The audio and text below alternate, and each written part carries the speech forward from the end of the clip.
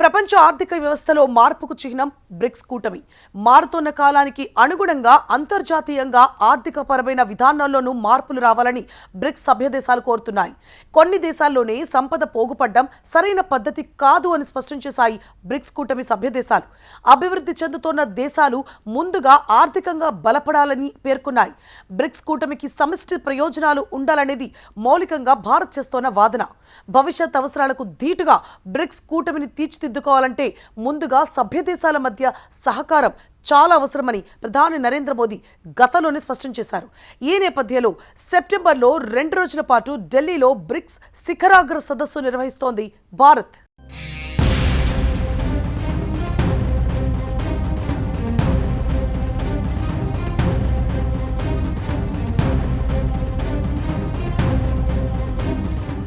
Bricks ఒక అంతర్జాతీయ కూటమి. ఈ కూటమి ఆవిర్భావానికి ఓ నేపథ్యం ఉంది. 2006 సెప్టెంబర్లో న్యూయార్క్ నగరంలో ఐక్యరాజ్యసమితి జనరల్ అసెంబ్లీ చర్చలు జరిగాయి. ఈ సమావేశాలకు బ్రెజిల్, రష్యా, ఇండియా, చైనా దేశాల విదేశాంగ మంత్రులు హాజరయ్యారు. ఆ తర్వాత ఆ 4 దేశాల ప్రతినిధులు ఉన్నత స్థాయి సమావేశాలు నిర్వహించడం ప్రారంభించారు. ఈ నేపథ్యంలో 2009 జూన్ 16న రష్యాలోని యెకాటెరిన్బర్గ్లో ఈ దేశాల ప్రతినిధుల పూర్తిస్థాయి దౌత్య సమావేశం జరిగింది. దీనినే బ్రిక్ కూటమి మొట్టమొదటి అధికారిక శిఖరాగ్ర సమావేశమని చెప్పుకోవచ్చు. అప్పటికీ బ్రిక్స్ కూటమిలో దక్షిణాఫ్రికా చేరలేదు. కేవలం 4 దేశాలతోనే బ్రిక్స్ కూటమి ప్రారంభమైంది. ఈ సదస్సుకు భారత్ తరపున మన్మోహన్ సింగ్ హాజరయ్యారు. ప్రపంచ ఆర్థిక పరిస్థితిని మెరుగుపరచడం, ఆర్థిక సంస్కరణలను సంస్కరించడం వంటి మార్గాలపై కూటమి శిఖరాగ్ర సమావేశం దృష్టి పెట్టింది. ఈ సందర్భంగా కొత్త గ్లోబల్ రిజర్వ్ కరెన్సీ అవసరాన్ని బ్రిక్స్ సమూహంలోని సభ్య దేశాలు ప్రకటించాయి.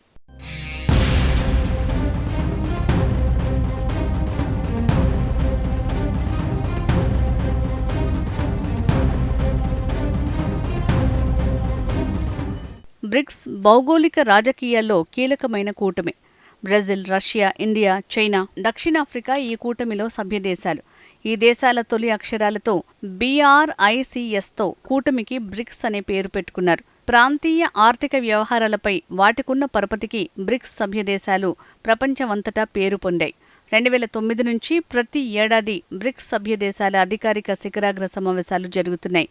2018 నాటి లెక్కల ప్రకారం ఈ 5 దేశాల జీడీపీ $18.6 ట్రిలియన్. స్థూల ప్రపంచ ఉత్పత్తిలో ఇది 24%. కాగా 2014లో $250 బిలియన్ బ్రిక్స్ దేశాలు న్యూ డెవలప్మెంట్ బ్యాంక్ పేరుతో ఒక ఆర్థిక సంస్థను ఏర్పాటు చేశాయి. అభివృద్ధి చెందుతున్న దేశాలకు రుణాలు ఇవ్వటమే బ్రిక్స్ కూటమి లక్ష్యంగా మారింది. అయితే అప్పటి వరకు బ్రిక్స్ కూటమిలో ఈజిప్ట్, యునైటెడ్ అరబ్ ఎమిరేట్స్కు సభ్యత్వం లేదు. అయితే 2014లో ఈ దేశాలకు న్యూ డెవలప్మెంట్ బ్యాంకులో సభ్యత్వం ఉండటం విశేషం. అంతర్జాతీయ సంస్థల విషయాన్ని కూడా బ్రిక్స్ సదస్సు గతంలోనే ప్రస్తావించింది. ఐక్యరాజ్యసమితితో పాటు భద్రతా మండలిలో సమగ్ర సంస్కరణలు రావాల్సిన అవసరం ఉందని బ్రిక్స్ సదస్సు పిలుపునిచ్చింది. అభివృద్ధి చెందిన దేశాలతో పాటు వర్తమాన దేశాలకు కూడా ప్రాతినిధ్యం దక్కేలా ఐక్యరాజ్యసమితిని తీర్చిదిద్దాలని బ్రిక్స్ జోహెన్స్బర్గ్ సదస్సు అభిప్రాయపడింది.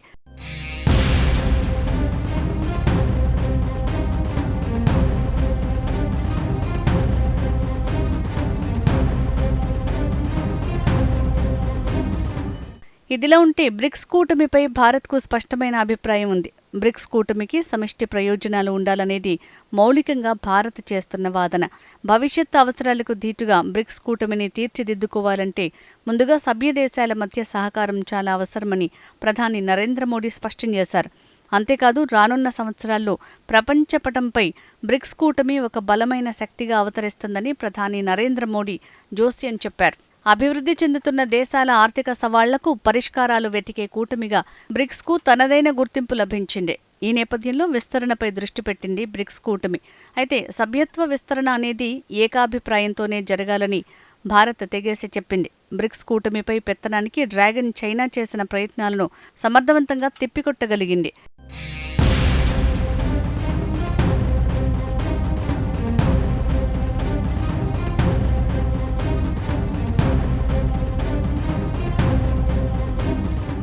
కాగా ప్రపంచపటంపై భారత్కు ఒక ప్రత్యేకత ఉంది.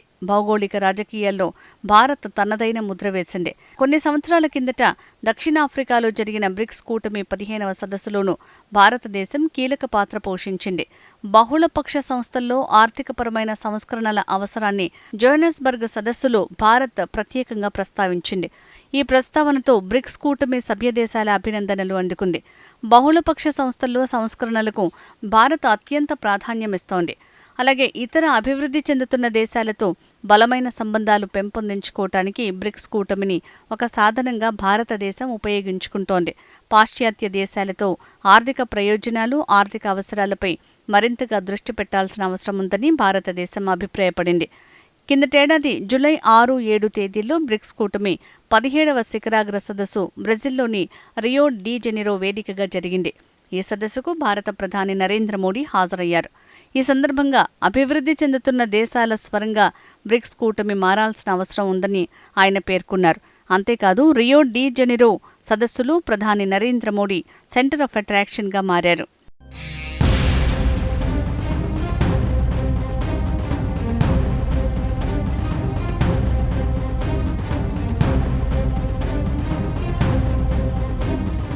ఇదిలా ఉంటే బ్రిక్స్ కూటమిపై అమెరికా అధ్యక్షుడు డొనాల్డ్ ట్రంప్ కిందటేడాది మరోసారి నోరు పారేసుకున్నారు. అమెరికా ప్రయోజనాలకు భంగం కలిగేలా బ్రిక్స్ కూటమిలోని ఏ సభ్యదేశమైనా ప్రయత్నాలు మొదలుపెడితే సదరు దేశంపై అదనంగా 10% సుంకాలు విధిస్తానని ట్రంప్ మహాశయుడు హెచ్చరించారు. అంతేకాదు ఇందులో ఏ దేశానికి మినహాయింపు కూడా లేదని డొనాల్డ్ ట్రంప్ కుండబద్దలు కొట్టారు. 2025లో జరిగిన బ్రిక్స్ సదస్సులో అమెరికా అధ్యక్షుడు డొనాల్డ్ ట్రంప్ విధిస్తున్న సుంకాల విషయాన్ని పలువురు దేశాధినేతలు ప్రస్తావించారు. వాస్తవానికి అనేక అభివృద్ధి చెందుతున్న దేశాలకు అమెరికా విధిస్తున్న సుంకాలు మోయలేని భారంగా మారుతున్నాయి. ఇందులో భారత్ కూడా ఉంది. చైనా అయితే సుంకాల విషయంలో ఒక దశలో అమెరికాతో ఢీ అంటే ఢీ అంది. అమెరికాతో టారిఫ్ వార్కి చైనా రెడీ అంది. అయితే చైనాతో గొడవెందుకు అనుకున్నారో ఏమో గానీ డొనాల్డ్ ట్రంప్ ఓ మెట్టు దిగారు. సైలెంట్గా చైనాతో వాణిజ్య ఒప్పందం చేసుకుని విభేదాలను తాత్కాలికంగా అటకెక్కించారు. కాగా కిందటేడాది బ్రిక్స్ కూటమి సభ్యదేశాలకు అమెరికా ఇచ్చిన వార్నింగ్కు చైనాయే స్పందించడం విశేషం. అమెరికాతో ఘర్షణను బ్రిక్స్ కూటమి సభ్యదేశాలు కోరుకోవటం లేదని చైనా క్లారిటీ ఇచ్చింది. దీంతో వివాదం సద్దుమణిగినట్టే భావించాలి.